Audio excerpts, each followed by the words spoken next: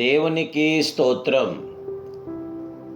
ఈరోజు సర్వశక్తిమంతుడకు దేవదేవుడైన యేసుక్రీస్తు ప్రభువారి యొక్క సర్వోన్నతమైన వాగ్దానం.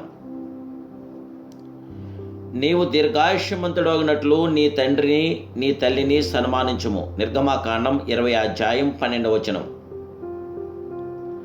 ప్రియా సర్వశక్తి సంపన్నుడు సర్వోన్నతుడైన దేవదేవుని బిడ్డలారా, ప్రభువైన యేసుక్రీస్తు మహిమ కలిగిన నామములో మీ అందరికీ నా హృదయపూర్వకమైన శుభాభివందనాలు ఈ ఉదయకాల సమయంలో తెలియపరుస్తున్నాను. దేవాదేవుని బిడ్డలారా, మీరంతా బాగున్నారు కదూ? మీ ప్రత్యేక ప్రార్థన అవసరత కొరకు వాట్సాప్ ద్వారా మెసేజ్ చేయండి, మీ కొరకు ప్రార్థిస్తాం. దేవుడు తన పరిపూర్ణమైన సంపూర్ణమైన ప్రతి ఆత్మకార్యం మీ పట్ల జరిగించాలని, మీ జీవితంలో జయమివ్వాలని, మీకు విజయం ఇవ్వాలని ప్రభు పేరట ప్రార్థిస్తున్నాను. దేవుని బిడ్డలారా, మన దేవుడు సర్వాధికారి, మనకి తల్లియు తండ్రియు ఆయనే. మన ఎంతో కృపను కనికరాను చూపుతూ నా మహిమాస్వరూపుడు తెలియజేస్తున్న మాట, నీ తల్లిదండ్రులను సన్మానించుము అని ఆ మహిమాస్వరూపుడే తెలియపరుస్తున్నాడు. అవును, కని పెంచి పెద్ద చేసిన తల్లిదండ్రులకు అవిధేయులైన బిడ్డలు కుప్పల తెప్పలుగా ఉన్న ఈ దినాల్లో వీరిని గూర్చిన వివరించవలసిన పని లేదు. స్వార్థమనే రైలు ఇంజనుకు తగిలించబడిన మానవుని జీవితంలో ధనాపేక్ష, బెంకంలాట, అహంకారము, దూషణ, అవిధేయతను రైలు పెట్టులు వెంబడించక మానవు. విధేయత ఆశీర్వాదం తెచ్చును, అవిధేయత నాశనంలో పడగొట్టును. తనను ప్రేమించిన వారికే విధేయతను చూపించలేని వాళ్ళు ఎంత హీన స్థితికి దిగజారుదురో గుర్తించండి. ఆ మహిమాస్వరూపుడు అన్నాడు, ఆకాశమా ఆలకించు, భూమి సవ్యకు, నేను పిల్లలను పెంచి గొప్పవారిగా చేసి తిని వారు నా మీద తిరుగుబడి ఉన్నారు.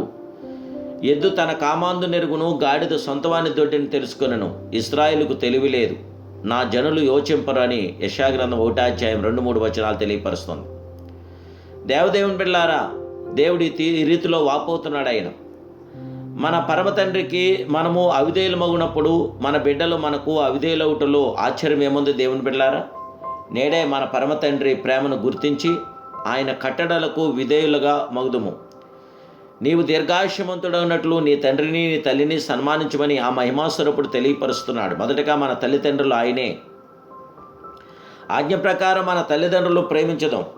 ప్రభువునందు మీ తల్లిదండ్రులకు విధేయులై ఉండండి, ఇది ధర్మమే అని దేవుని యొక్క వాక్యము మనకి తెలియపరుస్తుంది. దేవదేవుని బిడ్డలారా, అవును, మనము దేవుడికి విధేయులమవ్వాలి, మన తల్లిదండ్రులకు విధేయులమై ఉండాలి. అప్పుడే దేవుని యొక్క మహాకృప మనతో ఉంటుంది. మన కళ్ళ ముందే కనిపించే నిజమైన దేవుళ్ళు, మనం వాళ్ళ కోసం చేయాల్సింది ఒక్కటే, మన వల్ల వారు ఇతరుల ముందు తలదించుకునే పరిస్థితికి రాకూడదు. వాళ్ళ ముఖంలో ఎల్లప్పుడూ చిరునవ్వులు ఉండేలా చూసుకోవాలి.